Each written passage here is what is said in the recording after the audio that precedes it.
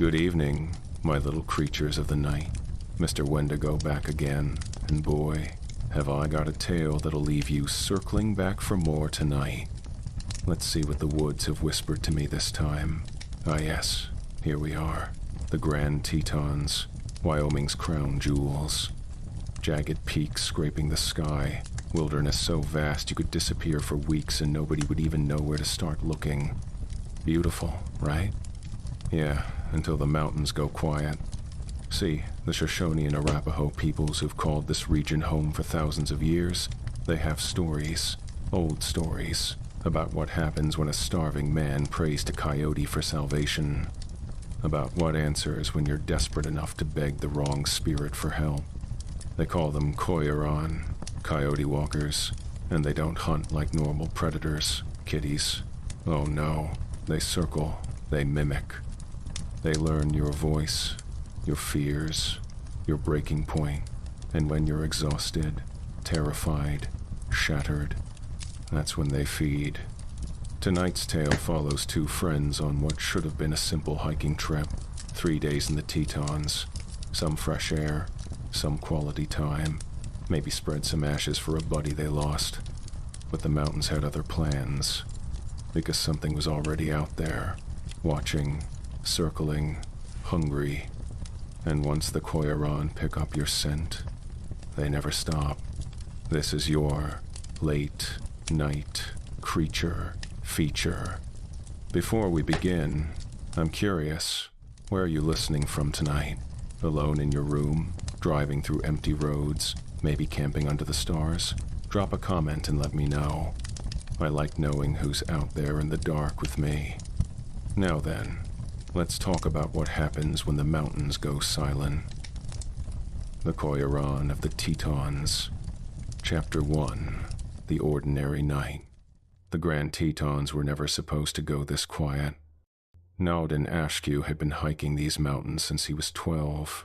20 years of trails, of knowing which ridges caught wind first, which valleys held snow longest, which peaks turned gold at sunset. He knew the rhythm of this place, the breath of it.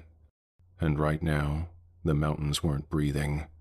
You feel that? He asked, pausing mid-step. Jolen Redknife looked up from tying his bootlace. Feel what?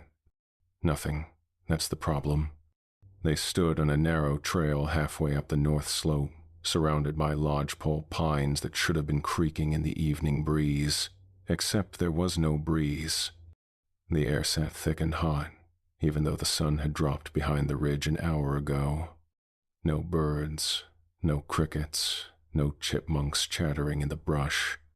Just heat and silence. Jolen finished his knot and stood. Man, you're always doing this.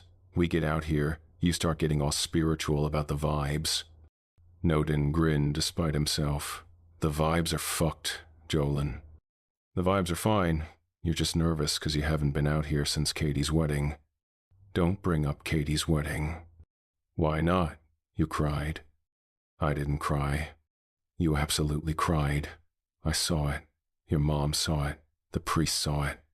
Nodin shoved him. Shut up. Jolen laughed, the sound cutting through the strange stillness. It felt good, normal. They'd been friends since high school, and this trip 3 days in the Tetons, just the two of them, was supposed to be exactly this. Stupid jokes, bad coffee, sleeping under stars. Jolen worked construction in Jackson. Nodin managed a hardware store in town. Both of them spent 50 weeks a year behind counters and tape measures, and these 3 days, these were sacred. Come on, Jolen said, adjusting his pack. Let's make camp before it gets full dark. I'm starving. They hiked another half-mile and found a clearing beside a stand of pines. Flat ground, good drainage, close enough to a creek that they could hear water trickling over stones. Perfect. They dropped their packs and got to work. Tent up in 10 minutes. Fire ring cleared. Jolen pulled out the camp stove while Nodin dug through his pack for the freeze-dried meals. Beef stroganoff or chicken teriyaki? Nodin asked. Beef, obviously. You always pick beef, because chicken teriyaki tastes like sadness. Nodin tossed him the pouch. Jolen caught it one-handed and grinned. See, this is why we're friends. You respect my dietary restrictions. You don't have dietary restrictions. I restrict myself from eating garbage. The stove hissed to life. Water boiled. They ate straight from the pouches, sitting on logs they dragged over, watching the last threads of orange light fade from the sky. For a while, it felt normal again. Then Jolen stopped chewing. Okay, he said slowly. Now I feel it. Nodin looked up. What? The quiet. You're right. It's wrong. The forest had gone completely still. Not peaceful still. Dead still. Like someone had hit mute on the entire mountain. Nodin set his pouch down. His appetite vanished. Maybe a storm's coming, Jolen offered, but his voice didn't sound convinced. Nodin scanned the tree line. The shadows between the pines looked too deep, too solid, like something crouched in them, holding its breath. He was about to say something when the sound came. A yip. High, sharp, coyote. Except it didn't stop there. The yip stretched, twisted, dropped into a low, rattling scream like someone choking on gravel while trying to cry for help. Then it ended in a breathy moan that slid under Nodin's skin and nested there. Jolen stood up fast. What the fuck was that? Nodin's mouth had gone dry. Coyote. Maybe. That wasn't a coyote. Could have been hurt. Sick. Nodin. Jolen's voice dropped. That didn't sound like an animal. The sound came again. Closer this time. Same sequence. Yip, scream, moan. Like a call. Like a warning. Nodin grabbed his flashlight and swept the beam across the trees. Nothing. Just shadows and bark and silence pressing in from all sides.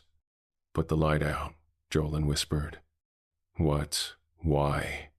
Because if something's out there, we're making ourselves a target. Nodin killed the light. Darkness swallowed them whole. They sat in the pitch black, breathing shallow, listening. Gravel crunched. Faint, slow, circling. Nodin's pulse hammered in his throat. He strained to pinpoint the sound, but it seemed to shift first on their left, then behind them, then somewhere upslope. It's moving around us, Jolen breathed. Nodin didn't answer. He was too busy watching the ridgeline. Moonlight broke through the clouds for just a second, illuminating the rocky slope above their camp. And there, silhouetted against the pale stone, a shape moved. Low, fast, wrong. It circled the ridge in a wide arc, keeping to the shadows, but Nodin saw enough. Too tall to be a coyote, too low to be a man, arms hanging long, spine bent. Jolen, he whispered, don't move. I see it. The thing completed its loop and vanished behind an outcrop. Seconds later, it reappeared 30 yards farther along the ridge. Too fast. Way too fast. Jolen's breathing turned ragged. We need to go. Now. Where? We don't even know what direction it's in. I don't care. We can't stay here. Another yip, this time from their right. Then another from the left. Nodin's blood turned to ice. There's more than one, he whispered. Jolen grabbed his pack. Fuck this. Fuck all of this. They moved fast, shoving gear into bags, not bothering with organization. Nodin's hand shook so hard he could barely zip his pack. The sounds kept circling. Yip, scream, moan, always moving, always just out of sight. Then footsteps. Human footsteps. Crunching through dry brush. Coming closer. Jolen froze. Hello? The footsteps stopped. Silence. Then, Jolen? Jolen's face went white. The voice was his, exactly his, same pitch, same cadence. But Jolen was standing right there, mouth half open in horror. Jolen, the voice called again, drifting through the trees. Where are you? Nodin grabbed his arm. Run. They ran.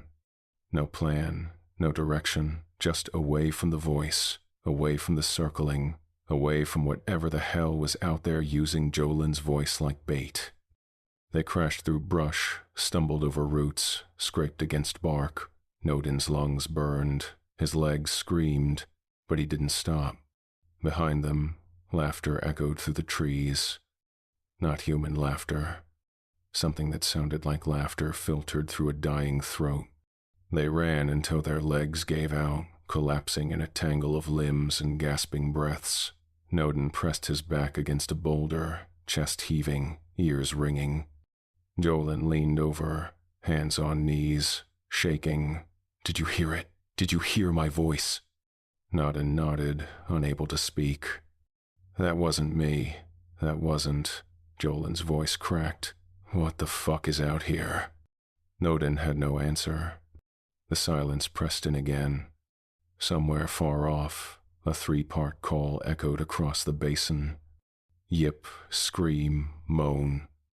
And Nodin realized with cold, creeping dread. They weren't running away.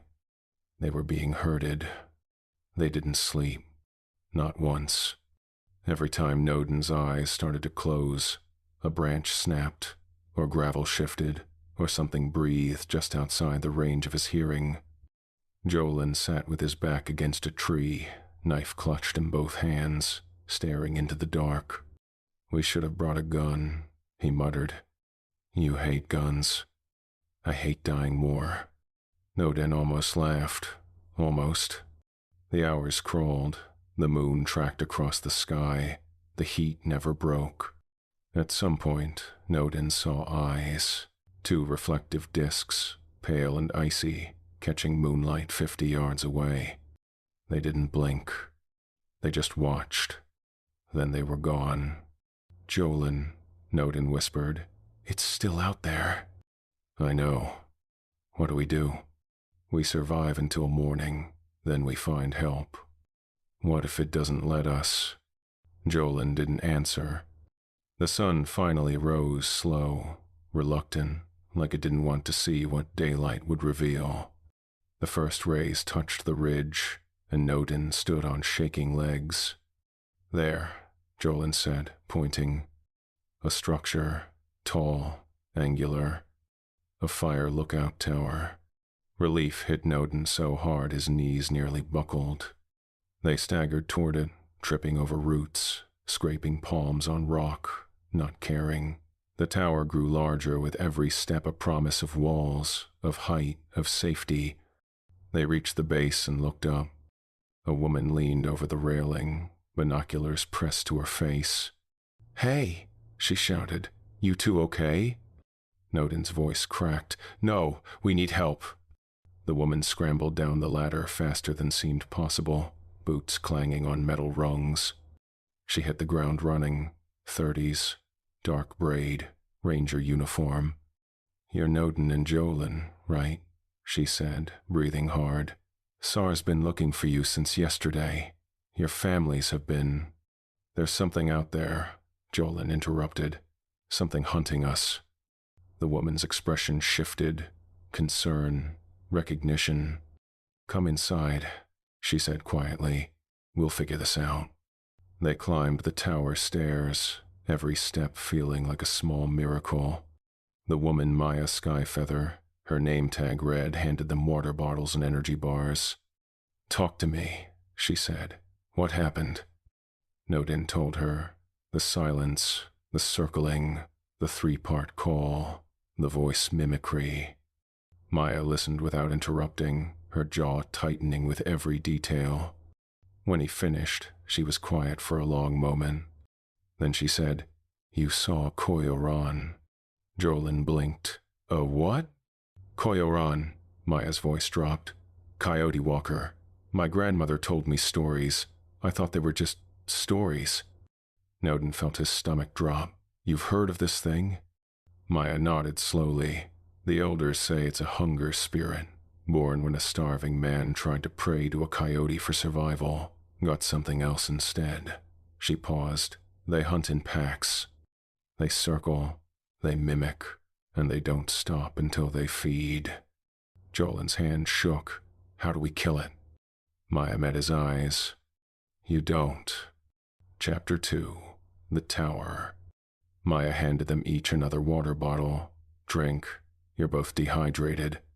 Nodin drank without tasting it. His hands still trembled. Jolen sat slumped against the wall, staring at nothing. The tower felt safer than the open forest walls. Height, a radio, but Nodin couldn't shake the feeling that safety was an illusion. Something about the way Maya had said you don't when Jolen asked about killing it. Like she knew more than she was saying. How long have you been up here? Nodin asked. 3 weeks, Maya said. Fire watch rotation.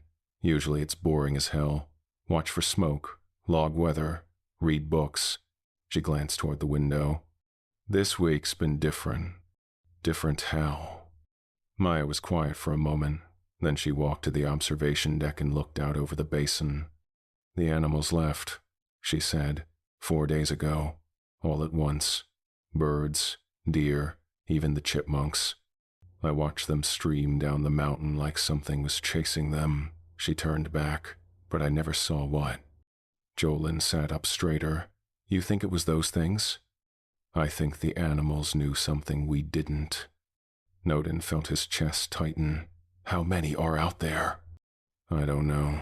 My grandmother said they hunt in packs. 3, 4, sometimes more. Maya's jaw clenched. When there's more than one, they share thoughts. Share voices. They hunt as one mind. That's not possible, Jolen said. You heard your own voice calling to you in the dark, Maya said flatly. You still think impossible means anything out here? Jolen shut his mouth. Maya moved to the radio and picked up the handset. I need to call this in. Get SAR up here with... Static erupted from the speaker. Loud, harsh, drowning out her words. She adjusted the frequency. Tried again. More static. Then, beneath the white noise, something else. Breathing. Wet, ragged, like air dragged through a collapsed throat. Maya dropped the handset. What the hell? Nodin whispered. The breathing continued for 3 more seconds, then stopped. Silence. Maya grabbed the handset again, knuckles white. Dispatch. This is Fire Lookout 7. Do you copy? Static. Dispatch. I have 2 recovered hikers, requesting immediate SAR support. Do you copy? A long exhale slid through the speaker. Then, Maya. Her name, in her own voice. Maya's face went pale. That's not me, she whispered. The radio crackled again. Maya, are you alone up there? Jolen stood up fast, backing toward the wall.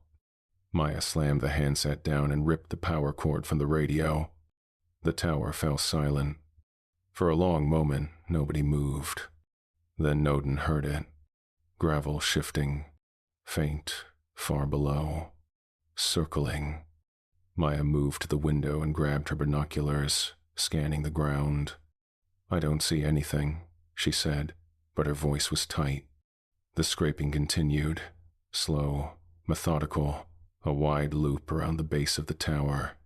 Jolen pressed his face to the window. How the hell did it find us so fast? It never lost us, Nodin said quietly. It was always following.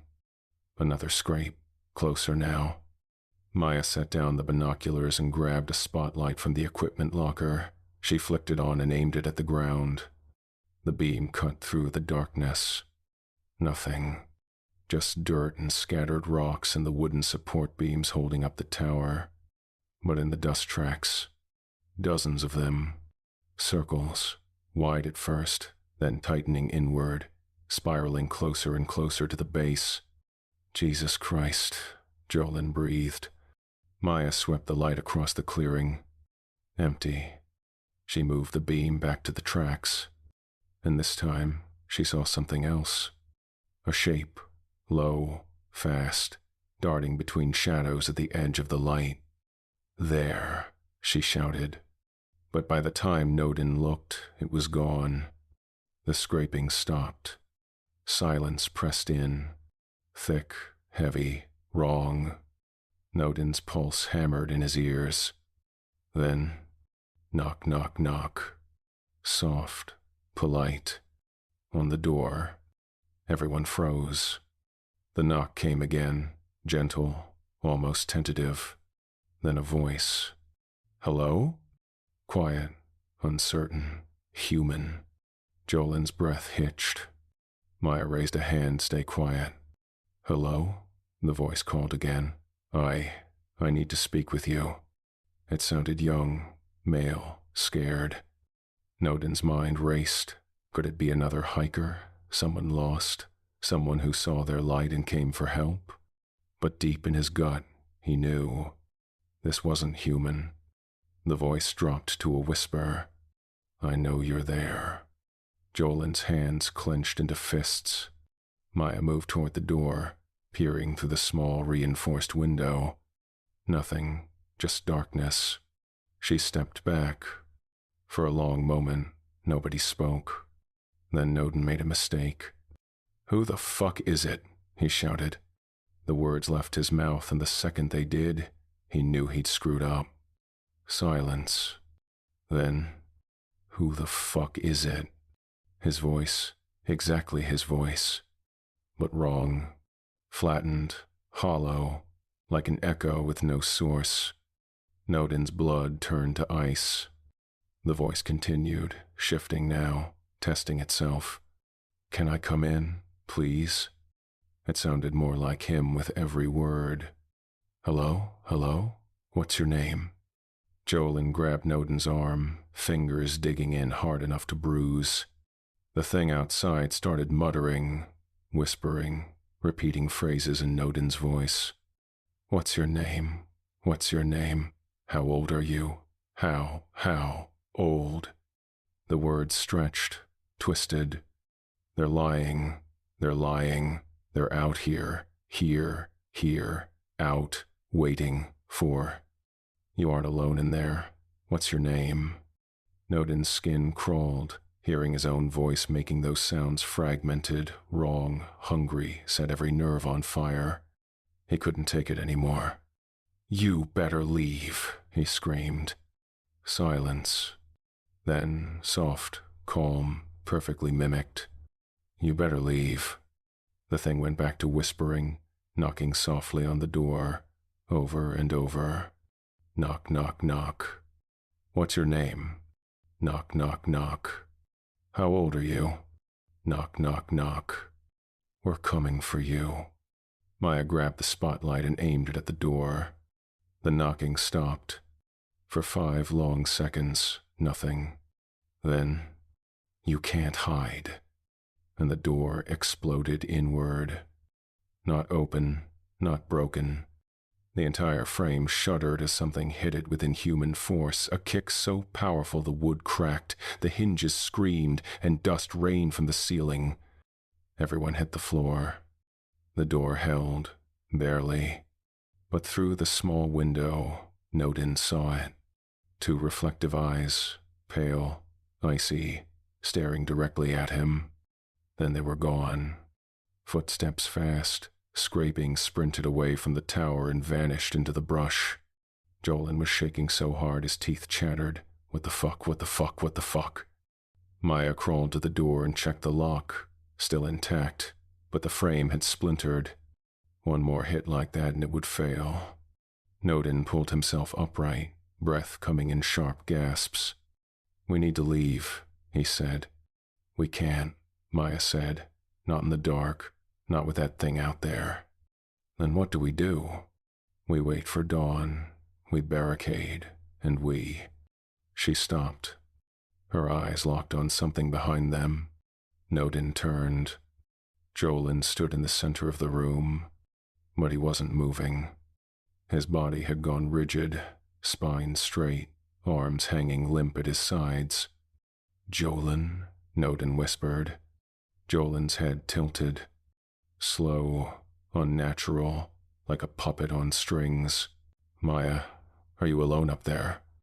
Jolen stood up fast, backing toward the wall.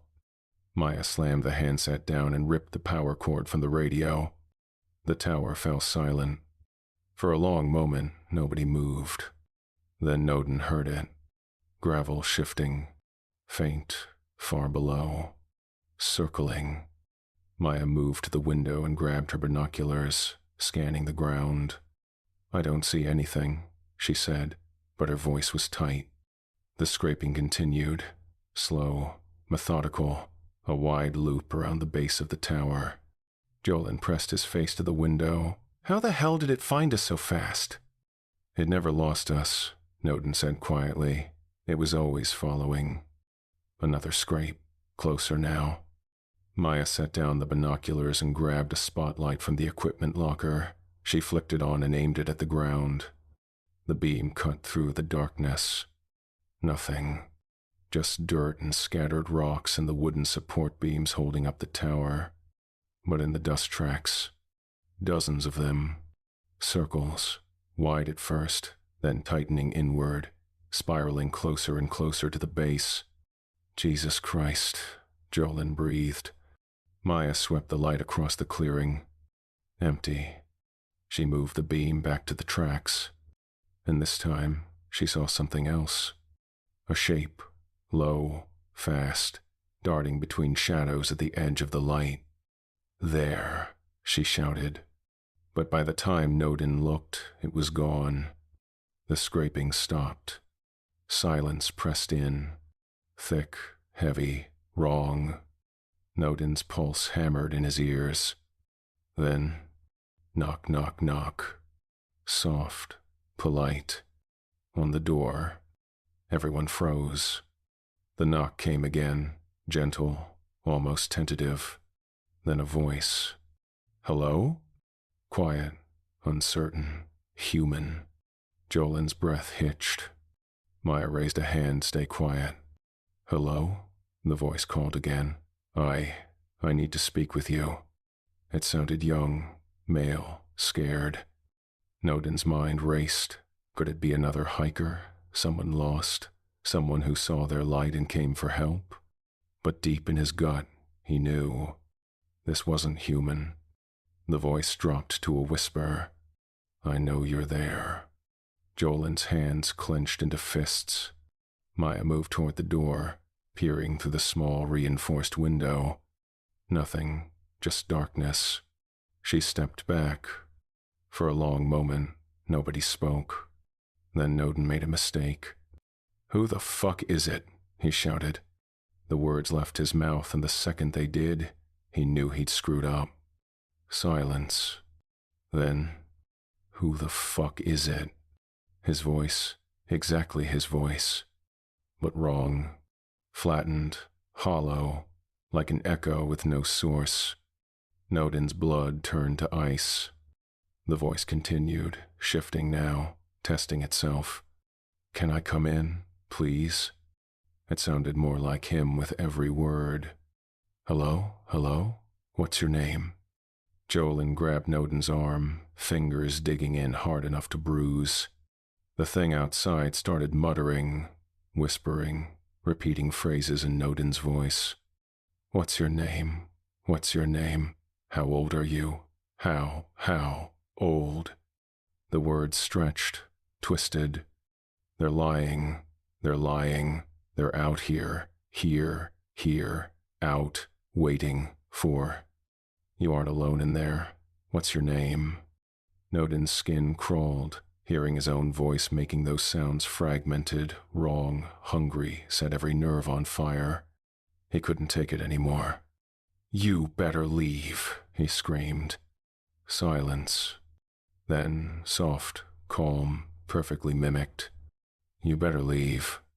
The thing went back to whispering, knocking softly on the door, over and over. Knock, knock, knock. "What's your name?" Knock, knock, knock. "How old are you?" Knock, knock, knock. "We're coming for you." Maya grabbed the spotlight and aimed it at the door. The knocking stopped. For 5 long seconds, nothing. Then, "You can't hide." And the door exploded inward. Not open, not broken. The entire frame shuddered as something hit it with inhuman force, a kick so powerful the wood cracked, the hinges screamed, and dust rained from the ceiling. Everyone hit the floor. The door held, barely. But through the small window, Nodin saw it. Two reflective eyes, pale, icy, staring directly at him. Then they were gone. Footsteps fast, scraping, sprinted away from the tower and vanished into the brush. Jolen was shaking so hard his teeth chattered. What the fuck, what the fuck, what the fuck? Maya crawled to the door and checked the lock, still intact, but the frame had splintered. One more hit like that and it would fail. Nodin pulled himself upright, breath coming in sharp gasps. "We need to leave," he said. "We can't," Maya said. "Not in the dark, not with that thing out there." "Then what do we do?" "We wait for dawn, we barricade, and we—" She stopped. Her eyes locked on something behind them. Nodin turned. Jolen stood in the center of the room, but he wasn't moving. His body had gone rigid, spine straight, arms hanging limp at his sides. "Jolen," Nodin whispered. Jolen's head tilted. Slow, unnatural, like a puppet on strings. He grabbed his pack, his radio, his emergency kit. He moved on autopilot, muscle memory taking over, because if he stopped to think, if he let himself remember the last time. No. Focus. He stepped outside into air that felt wrong, too hot, too still.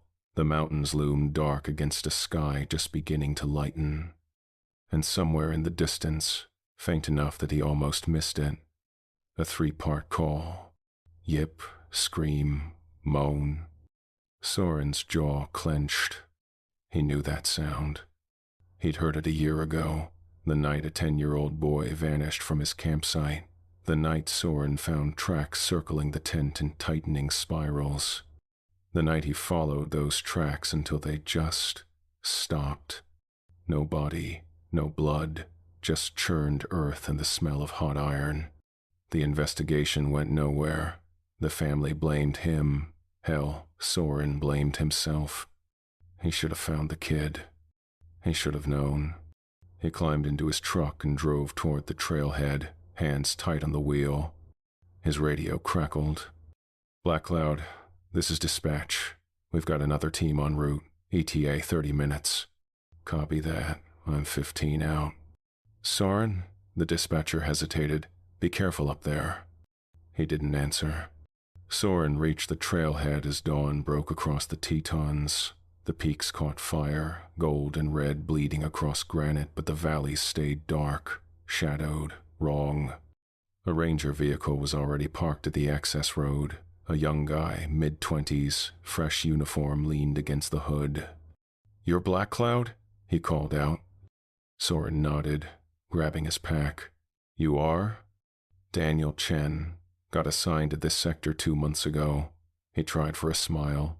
Didn't quite make it. "Hell of a way to start, huh? You been up here before?" "A few times. Day hikes mostly. Never anything like this." Soren scanned the tree line. "You notice anything off this morning?" Daniel frowned.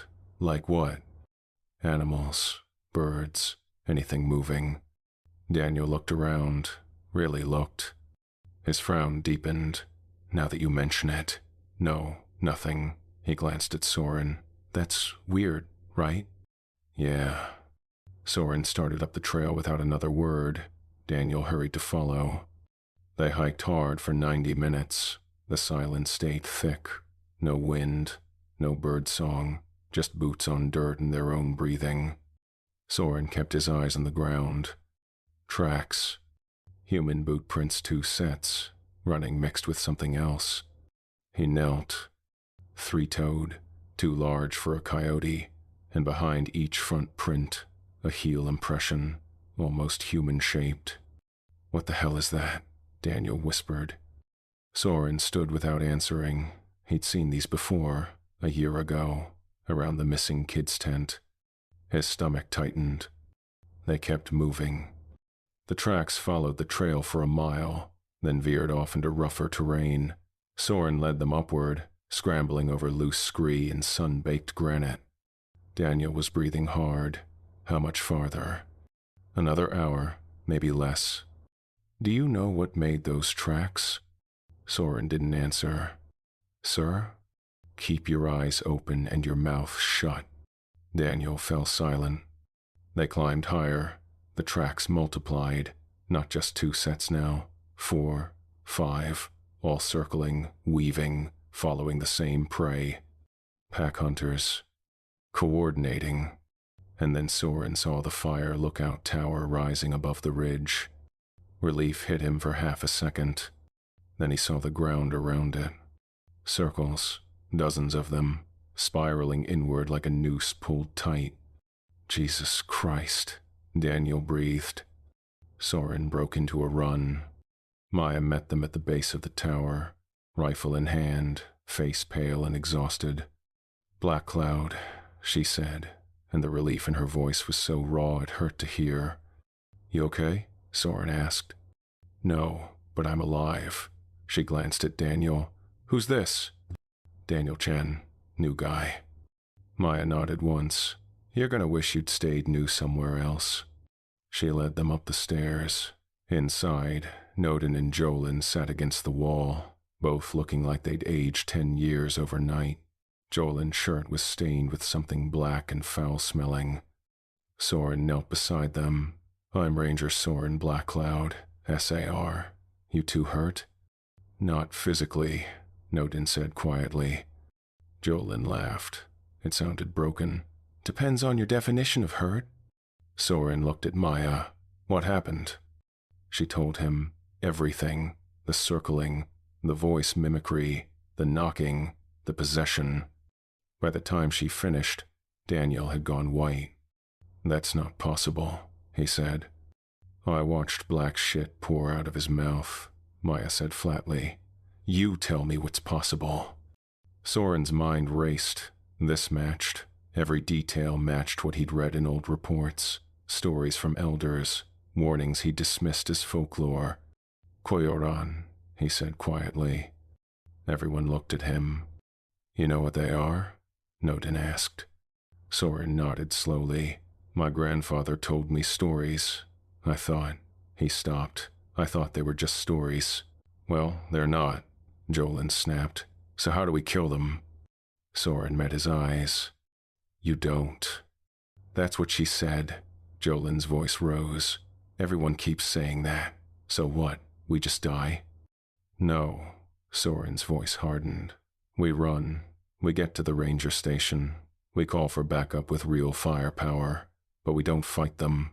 Not out here. Not on their terms. Why not? Daniel asked. Because they're faster than you. Stronger than you. They hunt in packs and they share thoughts. Soren looked at each of them, and they don't stop. Ever. The elders say once they pick your scent, they'll follow you for days, weeks, testing you, wearing you down, waiting for you to break. So we run, Maya said. We run. Nodin stood on shaking legs. When? Soren checked his watch. Now, while we've got daylight. It's 4 miles to the station. We move fast. Stay tight. Don't stop for anything. What about the radio? Daniel asked. Can't we call for an airlift? Maya shook her head. They got in the radio somehow. Used our voices.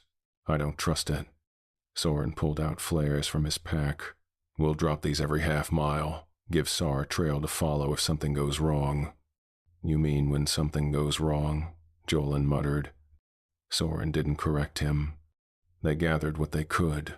Water, first aid, flares.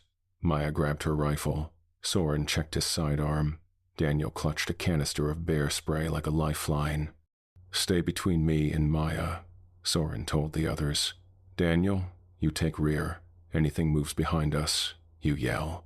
Daniel nodded, throat bobbing. Soren moved to the door. The frame was cracked, splintered from the impact last night. He looked back at the group. The moment we step outside, assume we're being watched. No talking, hand signals only, and if you hear your name, anyone's name, ignore it. What if it's real? Nodin asked. It won't be. Soren opened the door. Daylight spilled in, bright and hot. The clearing looked empty, just dirt and rocks and scattered tracks. But Soren could feel it, the weight of eyes on his back. Move, he said. They descended the stairs in single file. Every footstep sounded too loud. Every breath felt too shallow. Soren scanned the tree line. Nothing. But the tracks told the story, fresh ones, from this morning, circling the tower, overlapping, 4 distinct sets. 4 of them, at least. They started across the clearing, moving fast. Halfway to the tree line, Maya stopped. She raised a fist, the signal for halt. Everyone froze. She pointed. At the ridge, 200 yards out, something stood there. Tall, bent, arms hanging low. Watching. Soren's breath caught. It was the first time he'd seen one in full daylight. 7 feet tall, spine curved wrong, patchy fur over cracked, clay-like skin, the head Jesus, the head a coyote skull stretched and warped, jaw hanging loose. And the eyes, 2 pale reflective discs, catching the sun like glass. It tilted its head, slowly, curiously. Then it dropped to all 4s and vanished behind the ridge. Move, Soren hissed. Now. They ran. The forest swallowed them, pines closing in, shadows deepening. Soren led them down a narrow game trail, boots pounding dirt. Behind them, something moved. Fast. He heard it, the scrape of claws on stone, the rustle of brush, but every time he looked back, nothing was there. They're pacing us, he realized, staying just out of sight, herding us. He pulled a flare from his pack and fired it into the air. Red smoke streaked across the sky. First marker, he said. 3 miles to go. They pushed harder. The trail narrowed into a rocky gulch, walls rising on both sides, only one way forward. Soren hated it. Funnels were death traps. But they had no choice. They entered the gulch, boots echoing off stone. And then Soren heard it. A voice, calling from behind them. Soren. He froze. That was his voice. His exact voice. Daniel turned, eyes wide. Did you... Keep moving, Soren snapped. Soren, wait, please. The voice was desperate now, pleading. It's behind us, Daniel shouted. It's bait. Soren grabbed his shoulder. Don't look back. Don't stop. Move. But Daniel turned, and he saw it. A shape, low, fast, charging through the gulch. Bent spine, dragging arms, jaws open, rows of teeth grinding. Daniel screamed. He fired the bear spray. The creature didn't even slow down. It was on him in seconds. Claws sank into his shoulders, lifting him off his feet like he weighed nothing. Daniel's scream cut off as the air left his lungs. The Coyo'raan's jaw opened wider, impossibly wide, and bit down. Not his throat. His ribs. Bone crunched, wet and loud. The creature gnawed, slow, grinding, calcium and marrow. Daniel spasmed once, twice. His eyes rolled back, and his last breath rattled out through punctured lungs with a sound like laughter. The creature dropped him, turned its reflective eyes toward the group, and tilted its head. Almost playful, Soren raised his gun and fired. 3 shots, center mass. The creature jerked, stumbled, then straightened. The bullets had punched through fur and skin, but it was already moving again, slower, but moving. Run! Soren roared. They ran. Behind them, the creature's 3-part call echoed through the gulch. Yip, scream, moan. and from the ridges above 3 more answered. Chapter 4. The Basin. They burst out of the gulch into open terrain, a wide basin of pale stone and scattered sagebrush. No cover, nowhere to hide. The sun beat down, heat shimmered off the rocks and waves. Soren's lungs burned, his legs screamed, but he didn't slow down. Beside him, Jolen stumbled. Nodin caught him. "Stay with me." "I can't, my leg." "You don't have a choice." Maya fired another flare. Green smoke arced across the sky. 2 miles to go. Maybe. Soren looked back. The gulch mouth stood empty, no movement, no sound. But he knew better. They were out there, watching, circling. "Keep moving," he shouted. They crossed the basin at a dead sprint, boots slipping on loose stone. Sweat poured down Soren's face. His radio crackled with static, but he ignored it. Halfway across, Jolen collapsed. Just dropped, legs giving out. Nodin skidded to a stop. "Jolen!" "Go," Jolen gasped. "Leave me." "Fuck that." Soren grabbed Jolen's other arm. Together, he and Nodin hauled him upright. 2 miles, Soren said through gritted teeth. "You can make 2 miles." "I can't." "You will." They dragged him forward, and that's when Soren saw it. On the ridge to their left, a shape, low, fast. Then another on the right. Then one behind them. They were being flanked. "Maya!" Soren shouted. "How many?" She swept the binoculars across the ridges. Her face went pale. 4, no, 5. Jesus, there's 5 of them. Jolen's breathing turned ragged. "We're not going to make it." "Shut up," Nodin snapped. "We're making it." But Soren saw the math. 5 creatures, 4 humans, open ground, 2 miles. They weren't going to make it. Not all of them. The creatures stayed on the ridges, pacing them, always just out of rifle range, always watching, testing, waiting. Soren's radio crackled again. This time, a voice came through. Soren. His grandfather's voice.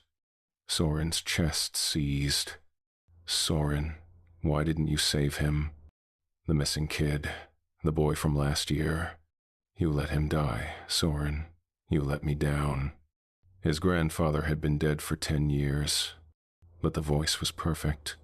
"Turn it off," Maya said quietly. Soren crushed the radio under his boot. They kept moving. The basin narrowed ahead another funnel between rock walls, the only path forward.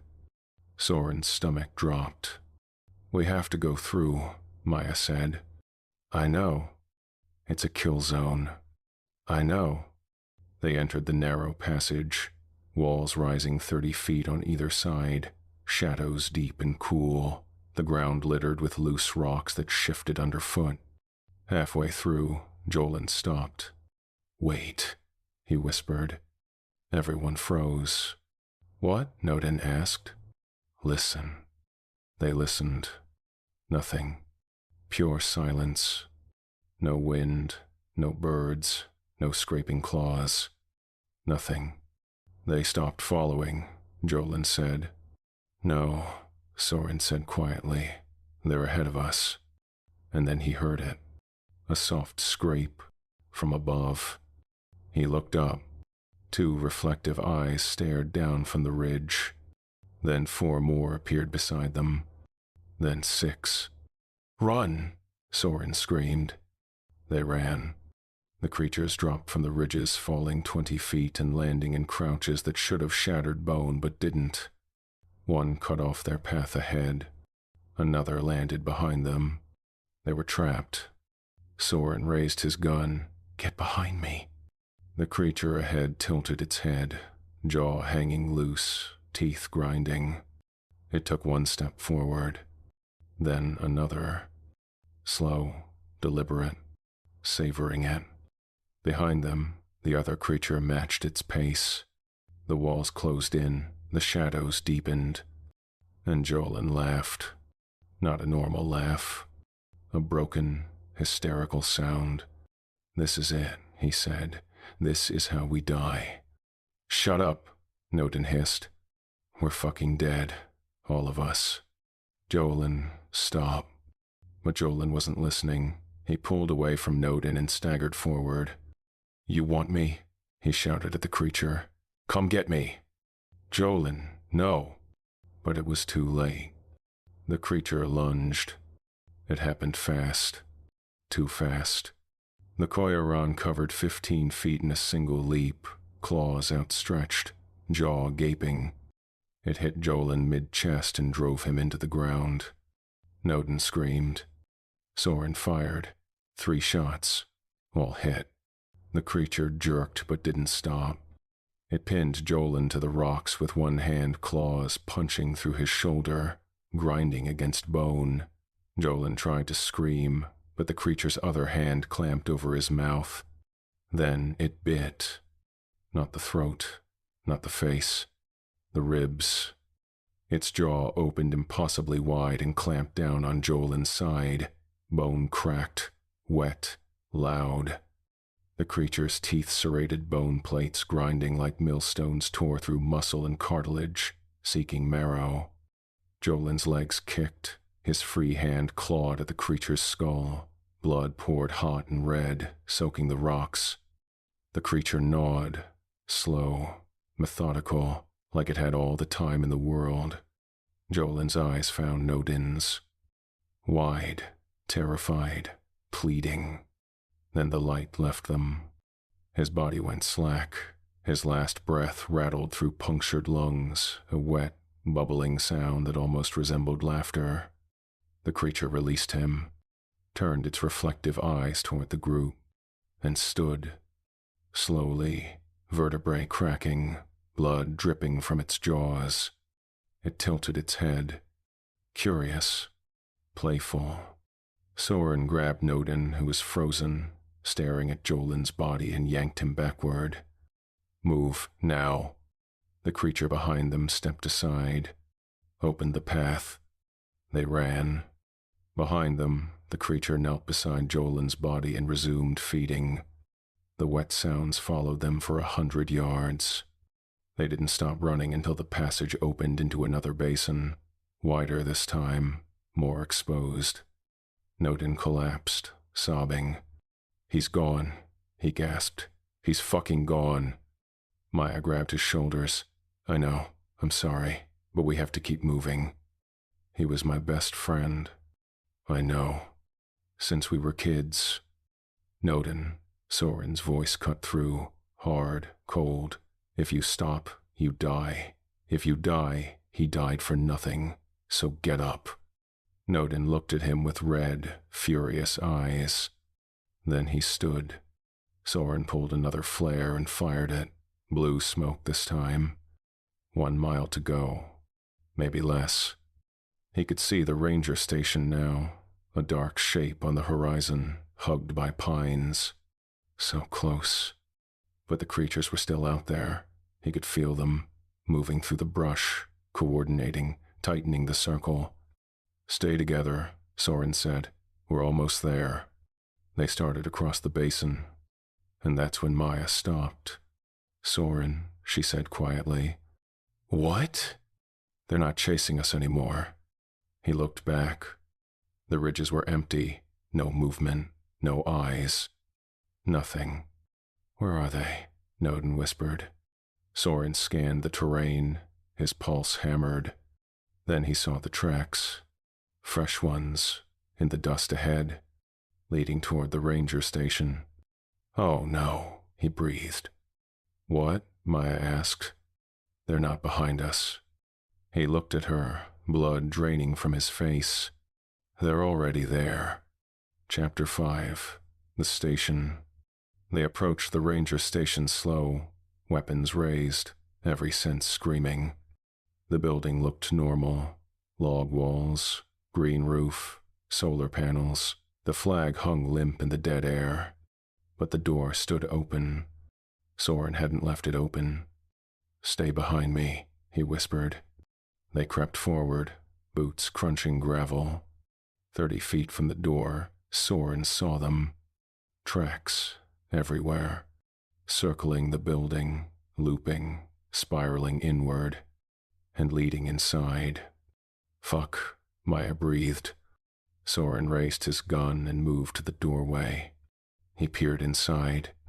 The main room looked untouched. Desk, radio, maps on the wall. But the smell hit him. Hot iron, sage, something rotten underneath. Clear, he said quietly. They entered. Nodin went straight for the radio. We need to call this in. Don't, Soren said. What? Why? They got in the radio at the tower. They could do it here too. So what? We just sit here and wait to die? Soren moved to the window and looked out. The tree line was 100 yards away. Dense, dark. Perfect cover. We fortify, he said.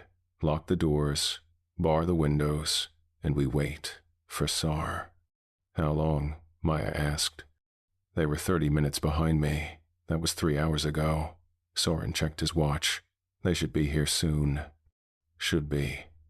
If they hadn't run into trouble. If the creatures hadn't circled back. If... Nodin started pulling furniture toward the door. Maya checked the windows, reinforced glass, thank God, and locked them. Soren moved to the back room. A storage area, shelves of supplies, emergency rations, first aid, and something else. On the floor. A spiral of dust, like something had circled in here, over and over. Testing. His stomach dropped. He returned to the main room. We're not alone in here. Everyone froze. What do you mean? Maya asked. I mean they've already been inside, recently. Nodin backed toward the center of the room. Where are they now? I don't know. The radio crackled. Everyone jumped. Static hissed.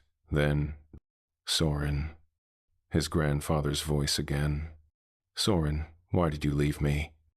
Ignore it, Maya said. You let the boy die. You let them all die. Soren walked to the radio and ripped the power cable out. The voice continued. You'll let them die too. Impossible. No power. But the voice kept coming. You can't save them, Soren. Nodin stared at the radio. How is it still? The voice shifted. Now it was Jolen. Nodin? Nodin's breath hitched. Nodin, I'm scared. Where are you? That's not him, Maya said firmly. Nodin, please. It hurts. It hurts so much. Tears streamed down Nodin's face. Why did you leave me? I didn't, Nodin's voice cracked. You left me to die. Stop it, Nodin screamed. The radio went silent. For 10 long seconds, nothing. Then, knock, knock, knock. On the door. Gentle, polite. Hello? A woman's voice, young, scared. Please, is anyone there? I'm lost. I need help. Maya raised her rifle toward the door. Please, the voice grew more desperate. There's something out here, something chasing me. Nodin moved toward the door. Soren grabbed him. Don't. What if it's real? It's not. You don't know that. The knocking continued, harder now. Please, it's getting closer. I can hear it. Please. Nodin reached for the lock.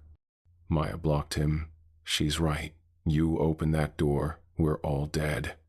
The woman's voice rose to a scream. It's here. Oh God, it's... A wet, tearing sound. A gurgling choke. Then silence. Nodin staggered back, face white. That wasn't real, Soren said. None of it was real. But his hands were shaking. Because part of him, a small, terrible part, wondered if it was. Minutes passed like hours. They sat in the center of the room, backs together, watching the windows. Outside, shadows moved between trees. Shapes, low, fast, circling. Always circling. Maya's grip tightened on her rifle. How long can we hold out? As long as we have to, Soren said. But he knew the truth. They had food for a day, water for 2, ammunition for maybe 10 minutes if it came to a firefight. And the creatures had patience. They could wait days, weeks, until thirst broke them, or hunger, or fear. Nodin spoke suddenly. Why are they doing this? What do you mean? Maya asked. They've had chances to kill us, multiple chances, but they keep. He paused, playing with us. Soren nodded slowly. They're not just hunting, they're testing. Testing what? Fear, limits, how much we can take before we break. He looked at Nodin. My grandfather said the Coyo'raan don't just want to kill you. They want you terrified first. They want you to understand your prey. Why? Because fear makes you easier to catch, makes you make mistakes. Soren's jaw clenched. And when you're afraid enough, when you're broken enough. He didn't finish. He didn't have to. The window exploded. Glass sprayed inward. Everyone dove for cover. Through the shattered window, a severed deer head. It hit the floor with a wet thud, rolling twice before stopping. Eyes still open, jaw torn away, antlers snapped. Nodin screamed. Maya fired through the window. 3 shots. 4. Something shrieked outside that wet, choking scream and retreated into the trees. Soren scrambled to the window and looked out. 4 of them, visible now, circling at the tree line. Bent spines, dragging arms, reflective eyes catching the fading light. One of them opened its jaws and mimicked Maya's voice. How long can we hold out? Perfect. Exact. Another one joined in, using Soren's voice. As long as we have to. Then all 4 together, speaking as one. You can't save them, Soren. Maya fired again. The creatures scattered into the brush. But Soren knew. They'd be back. And next time, they wouldn't throw a deer head. Next time, they'd come through that window. Chapter 6. The Fall. Night came fast. One moment the sun hung low over the ridges, painting everything orange and red. The next, darkness swallowed the world whole. Inside the ranger station, they sat by flashlight. No overhead lights, nothing that would make them visible through the windows. Soren checked his ammunition. 6 rounds left. Maya had 12. Not enough. Not nearly enough. Nodin sat against the wall, knees pulled to his chest, staring at nothing. He hadn't spoken in an hour. You still with us? Maya asked quietly. Nodin blinked. Jolen's dead. I know. We've been friends since 7th grade. He was supposed to be the best man at my wedding. His voice cracked. I don't even have a girlfriend yet, and he was already planning the bachelor party. Maya moved closer. I'm sorry. Are we gonna die here? She didn't answer right away. Then, softly, I don't know. Soren stood and moved to the window. The moon had risen, casting pale light across the clearing. Empty. No movement, no eyes, no shapes. But he knew they were out there, watching, waiting. His radio still unplugged, still broken, crackled with static. Then a child's voice. Mr. Soren? His chest seized. Mr. Soren, where did you go? The missing boy, the one from last year. I'm scared. It's dark. I can't find my tent.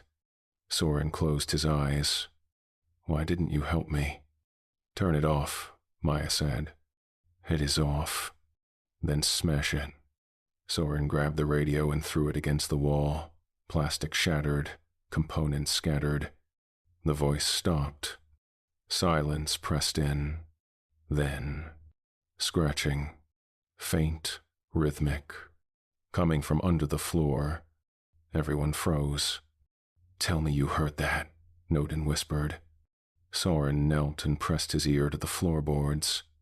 The scratching continued, slow, methodical, claws on wood, moving beneath them. There's a crawl space, Soren said quietly, foundation vents on the outside. They're under us, Maya breathed. The scratching stopped. For 5 long seconds, nothing.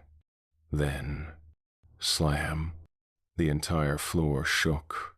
Dust rained from the rafters. Something had hit the underside of the building, hard. Slam.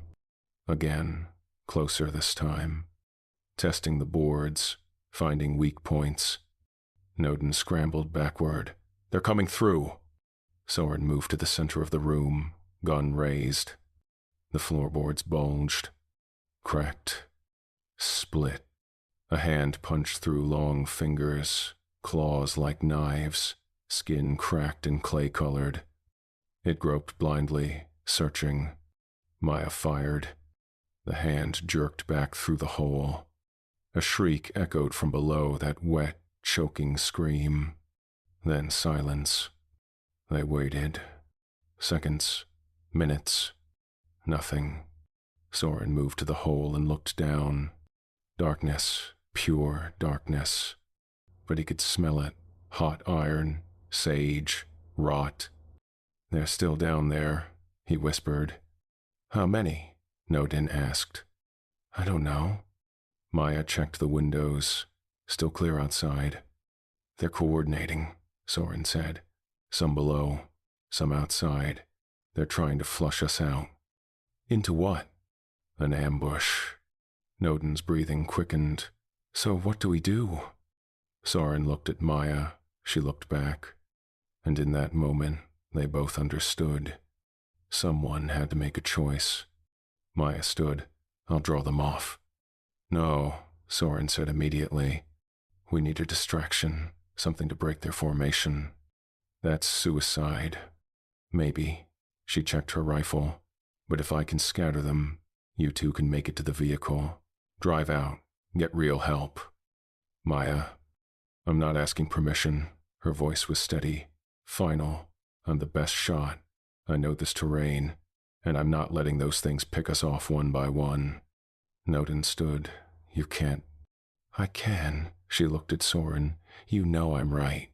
Soren's jaw clenched. He did know. Tactically, it made sense, but that didn't make it easier. How long do we wait? He asked quietly.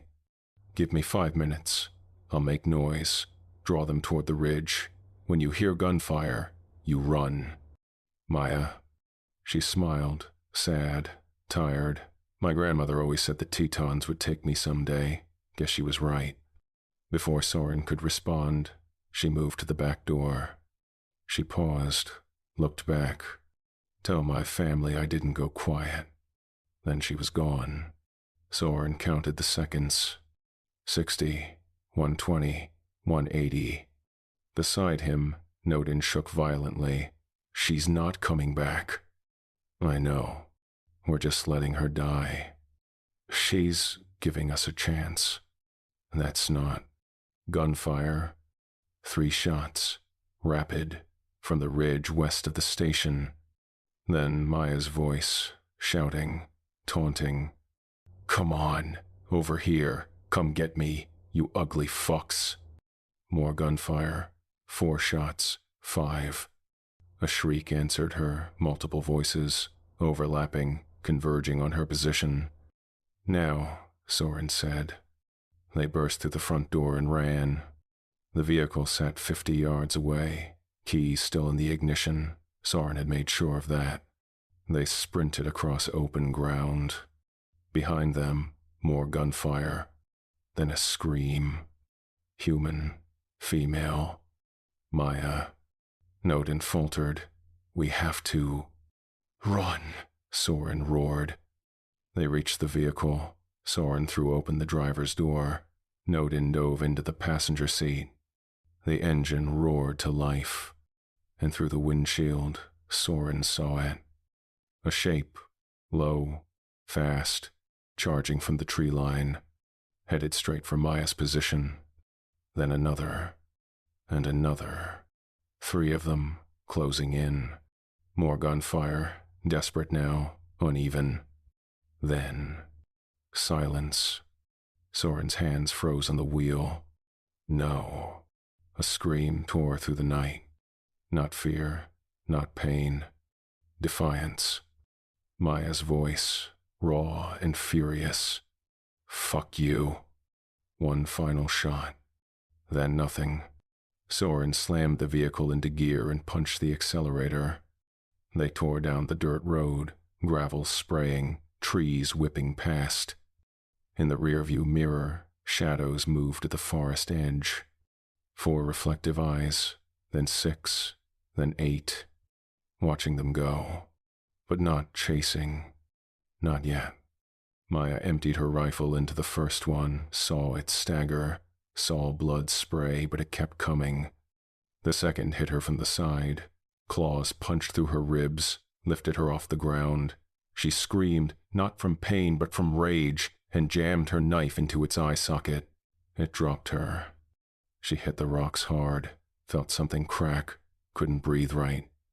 The third one circled, testing, savoring. She pulled her sidearm with shaking hands. Fuck you. Fired once. The creature's jaw exploded, but it didn't fall, just tilted its ruined head and stepped closer. Her last thought was of her grandmother, the stories, the warnings. She'd listened. She'd believed. And she'd died knowing exactly what killed her. The creature's jaws opened wide, and Maya Skyfeather stopped screaming. Chapter 7, Aftermath. Soren drove for 20 minutes before his hands stopped shaking enough to pull over. He killed the engine, sat in silence. Beside him, Nodin stared straight ahead, tears streaming down his face. "She's dead," he whispered. Soren didn't answer. Daniel's dead. Jolen's dead. Maya's dead. I know. Why are we alive? Soren looked at him. Because they let us be. Nodin's head snapped toward him. What? They could have killed us in the station, under the floor, through the windows. They had chances. Soren's voice was hollow, but they let us run. Why? Because that's what they do. Soren stared through the windshield at the dark mountains. They don't just hunt, they break you first. They take everything. Your friends, your hope, your sanity. He paused, and then they let you live with it. Nodin's breathing hitched. So, this isn't over. No, they're still out there. Yes, they're still hunting us. Soren started the engine. We need to get to town, get real help, armed teams, helicopters, everything. But even as he said it, he didn't believe it would matter. The Coyo'raan had patience, and the mountains were vast. 3 months later, Soren sat in his cabin, staring at maps spread across his desk. Incident reports, missing persons, unexplained deaths, all in the Tetons, all within 50 miles of where they'd escaped. The official story, animal attacks, probably a pack of wolves displaced by wildfires. But Soren knew better. The searchers had found Daniel's body, Jolen's body, Maya's body. All 3 partially consumed, ribs cracked open, marrow extracted. The coroner called it consistent with large predator feeding patterns. But the bite marks didn't match any known animal. And the tracks around the bodies? 3-toed, too large, with human-like heel impressions. Soren had tried to tell them, had shown them the evidence, the photos, the testimony. They'd put him on administrative leave. Trauma-related stress, they said, take some time. Nodin had moved to Denver, changed his number, wouldn't return calls. Last Soren heard, he was drinking himself to sleep every night. Soren didn't blame him. He wasn't sleeping either. Every night, he heard it, faint, distant. The 3-part call. Yip, scream, moan. Getting closer. He tried to leave, packed his truck twice, made it 20 miles down the highway before turning back. Because he knew the truth. It didn't matter where he went. They had his scent, his voice, his fear, and they would follow. For days, weeks, years if necessary. Until he broke. Until he made a mistake. Until the circle finally closed. The last night, Soren woke to scratching. Faint, rhythmic. On his window. He sat up slowly, heart pounding. The curtains were drawn. He couldn't see outside. But he could hear it. Claws on glass. Scraping, testing. Then, knock, knock, knock. Gentle, polite. Soren. His grandfather's voice.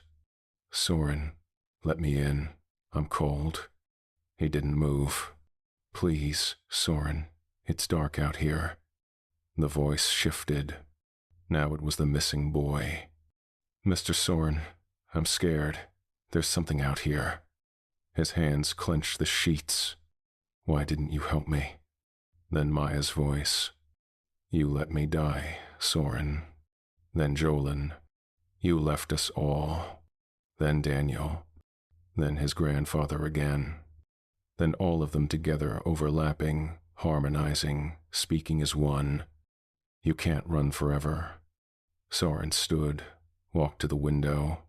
His hand hovered over the curtain. He knew he shouldn't look, knew what he'd see. But he was so tired of running, of hiding, of fear. He pulled the curtain aside. 4 pairs of reflective eyes stared back, pale, icy, unblinking, right outside his window, inches from the glass. They tilted their heads in unison, curious, patient, and in that moment, Soren understood. This had never been about survival. It was always about how long he could last before he gave up, before the fear consumed him, before he opened the door and let them in. One of the creatures raised a hand, pressed it against the glass. Long fingers, cracked skin, claws scratching softly. Let us in, Soren. His own voice, perfect, exact. You're so tired. His hand moved toward the lock. No. He jerked back, stumbled away from the window. Not yet. Not tonight. But the creatures didn't leave. They stayed outside his window until dawn, watching, waiting, because they had time. And Soren was already broken. Folklore note. The Coyo'raan, Coyote-walker. Among the Shoshone and Arapaho peoples of the Wind River region, there are stories older than the reservations, older than the wagon trains, older than the first trappers who ventured into the Tetons. Stories about what happens when hunger becomes something more than biology. The coyote has always been a trickster in Plains tradition, clever, opportunistic, a survivor. But there's another side to those stories, a darker side. The elders speak of men who starved in the high country, men who prayed to the wrong spirits, men who called out to Coyote for help, for survival, for one more day. And Coyote answered, but not with mercy. The Coyo'raan, those who walk as coyotes, are what remain when that prayer is answered, neither animal nor human, neither alive in the way we understand life, nor dead in the way we understand death. They are hunger given form. The traditional stories describe them as pack hunters who share one mind. When one sees, they all see. When one learns your voice, they all speak it. They circle their prey for days, mimicking loved ones, testing fear responses, breaking down resistance. The Shoshone have a word for what they do, Dagudoa, the tightening circle. They don't kill immediately. That would be wasteful. Instead, they study. They learn. They wait until their prey is exhausted, terrified, mentally shattered. Only then do they close in. And when they feed, they're selective. Calcium, marrow, the hard parts that take longest to extract. They gnaw rather than tear, grinding bone between serrated teeth that can take hours. Some elders say the Coyo'raan were created as punishment by the spirits, by the land itself for those who took more than they needed. Others say they're simply what the mountains produce when the balance breaks.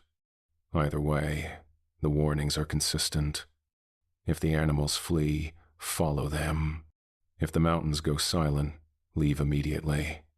If you hear the three-part call, yip, scream, moan, you are already being hunted. And if you hear your own voice calling from the darkness, run, because they have your scent, and they will never stop.